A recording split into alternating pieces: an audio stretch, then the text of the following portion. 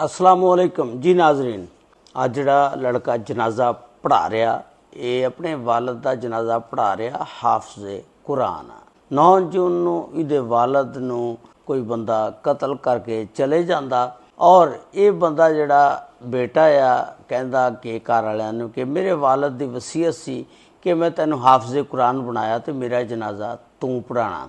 तो कातल कोई होर नहीं हैगा, ये खुद इहदा बेटा आ कातल। इन्हें इनू कतल किया और कतल करके ड्रामा रचाया, सारा ड्रामा रचा के ते अपने वालद का जनाजा जड़ा ये पढ़ाया, लोगों नू पागल बनाया। उहदी मुकम्मल तफसीलात कि इसने अपने वालद नू क्यों मुबैना तौर पर मारिया और फिर मार के फिर जनाजा भी खुद पढ़ा रहा और लोगों नू दिखा रहा कि मेरे वालद की वसीयत सी, मैं अपने वालद नाल बड़ा प्यार करदा हाँ। ये वाक़या जिहड़ा लईया करोड़ लाल ईसत दे विच पेश आया।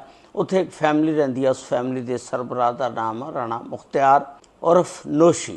राणा मुख्तियार जिहड़ा मुकामी सिविल जज का एक अहलकार आ, इहदा एक बेटा है जिहदा नाम आ हाशर। उहदी उम्र है इस टाइम 17 साल। इहदी बीवी का नाम आ फाखरा नौरीन। ये जिस वेले हाशर ने 8 क्लासां कीतियां उस तो बाद इन्हें सोचा कि दुनियावी तलीम जिहड़ी आ ये अहम नहीं हैगी। अगर घर दे विच एक भी बच्चा हाफिज़े कुरान होवे तो वह सारिआं नूं जन्नत दे विच लै जांदा आ। ते इन्हें दुनियावी तलीम तो हटा के हाशर नूं ते कुरान हिफज कर ला दिता।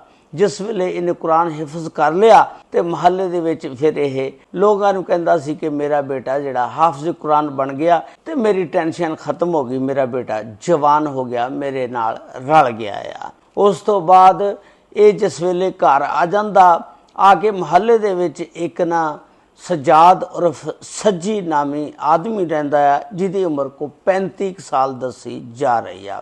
ये हाशर की उम्र 17 साल आ। इहदी दोस्ती उस सजाद उर्फ सज्जी दे नाल हो जाती है।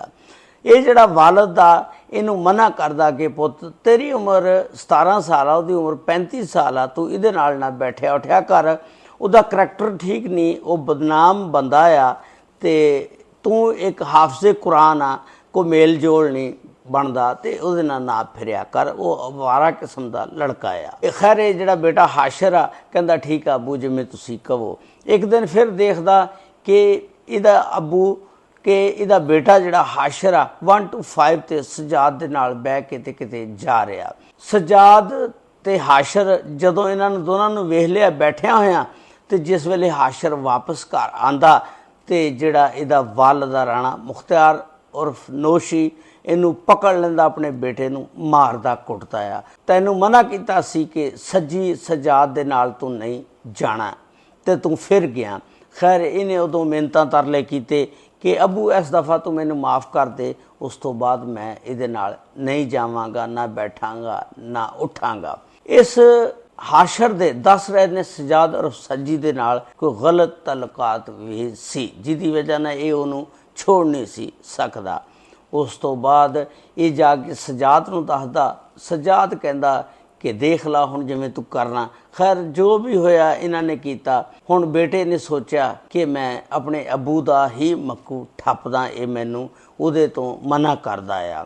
एक दिन 9 जून नूं रात नूं अपने अबू नूं आके कहंदा कि अबू नहर दे उत्ते राजन शाह नहर जिहड़ी आ ना उत्थे एक बकरियां वाला रात नूं बकरियां लैके बहिंदा वेचदा आ।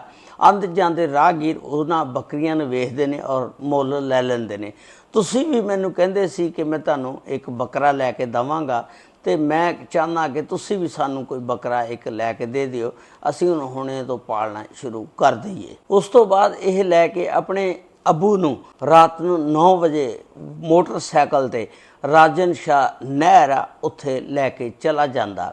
जाके देखदा उत्थे ब्रेक लांदा, उहदा अबू कहंदा कि कित्थे आ पुत्त तू दस, कोई इत्थे बकरियां वाला नहीं हैगा। वो कहंदा कि अबू मैं हुण तां वेख के गया बैठा सी, हुण पता नहीं वो किधर चला गया, लेकिन वो सारी प्लानिंग दे नाल आया सी। उन्हें पिस्टल लाया सी ते जो ही उतरदा पिस्टल कढ़िया डज डज 2 फायर अपने वालद नूं मारे। राणा मुख्तियार उर्फ नोशी जिहड़ा उत्थे डिग जांदा, ये अपने अबू दी जेब दे विचों पैसे कढ़दा, उहदा पर्स कढ़दा, उहदा मोबाइल कढ़दा और पिस्टल जिहड़ा ओह नहर दे विच दस रहे ने कि सुट दिंदा, सुट के ते आप घर आ जांदा। जो ही घर आंदा इहदी वालदा जिहड़ी आ वो पुछदी आ कि अबू तेरे कित्थे गए। वो कहंदा कि अबू जिहड़ा आ एक जरूरी काम की वजह के नाल रस्ते च उतर गए ने, उन्होंने मैनू कहा कि तू चल मैं आंदा तेरे पिछे पिछे, तू घर पहुँच। तो वो वालदा इंतज़ार करती रही, देखती रही कि अबू हजे तक नहीं आए। उस तो बाद पिछे एक राहगीर उस नहर के उत्तों गुजरता जिथे राणा मुख्तियार उर्फ नौशी की लाश पई सी। वो जिस वेले देखदा तो 15 ते कॉल कर दिंदा। पुलिस जिहड़ी आ थाणा करोड़ की मौके ते पहुँच जाती आ। जो ही मौके ते थाणा करोड़ की पुलिस पहुँचती आ तो आंदे जांदे राहगीर जिहड़े ने उत्थे रुकते जाते हैं। वो पुलिस वाले उन्होंने कहते हैं कि कोई बंदा इनू पहचानदा। कुछ बंदे विचों कहते हैं कि ये तो राणा मुख्तियार इनू सारे जानते हैं। वो फौरी तौर पर इहदे घर इतला दिंदे ने और जिस वेले इतला दिंदे ने ये दोनों रोंदे हुए फटाफट नहर की तरफ दौड़ते हैं जिथे उसकी लाश पई हुंदी आ। पुत जिहड़ा फुल ड्रामेगिरी करदा और गशियां गोते खांदा और गिरदा, मेरे हाय अबू नूं की होया, मेरे अबू नूं की होया, मेरे अबू नूं किने मार दिता। वालदा नूं तां हुण पता नहीं विचों की गल सी। वालदा ने समझिया कि शायद कोई डकैती हो गई आ। जिस वेले उत्थे पहुँचदे आ पुलिस पुछदी आ हाँ बई की मसला बनिया। वो दसिया कि ये नाल कोई डकैती हो गई आ। वो पुलिस जिहड़ी आ उहदी लाश नूं चुकदी आ, पोस्टमार्टम लई लै जांदी आ। उस तो बाद फिर एक FIR 302 की दर्ज हुंदी आ। FIR होर एक किस्म की दर्ज हुई।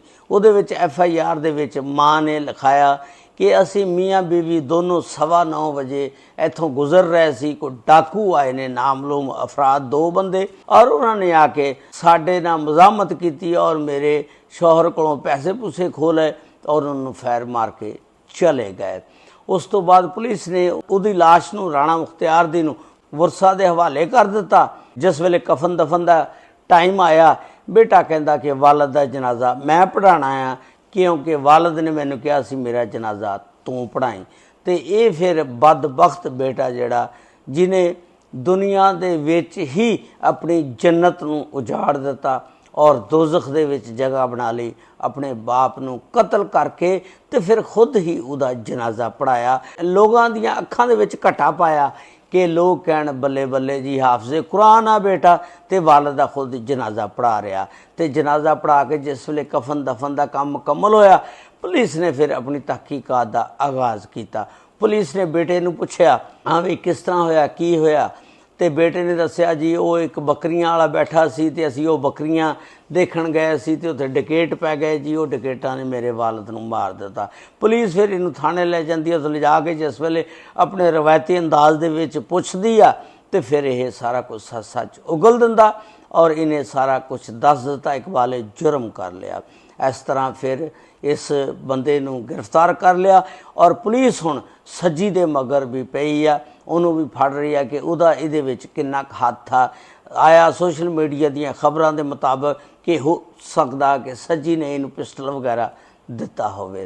तो इस वाक़े दे बारे दे विच तुसी अपनी राय का इजहार जरूर करना। मेरा तो ख्याल यही आ कि आ जा के वक़्त जो ही गुजरदा गया, वक़्त दे नाल नाल माँ ने कहना चलो शौहर तो मेरा चला गया, पुत्र भी ना चला जावे, ये सुलह हो जाएगी, केस इत्थे ही ठप हो जाएगा। राणा मुख्तियार और सजी जिहड़ा वो अल्लाह नूं प्यारा हो गया, जा चुकिया। तो अल्लाह ताला सब दी औलाद नूं नेक बनावे। की फ़ायदा उस हाफिज़े कुरान दा जिन्हें जहन्नम इस दुनिया ते रह के ही खरीद ली, अपने बाप नूं मारता। अस्सलामु अलैकुम व रहमतुल्लाहि व बरकातुहू।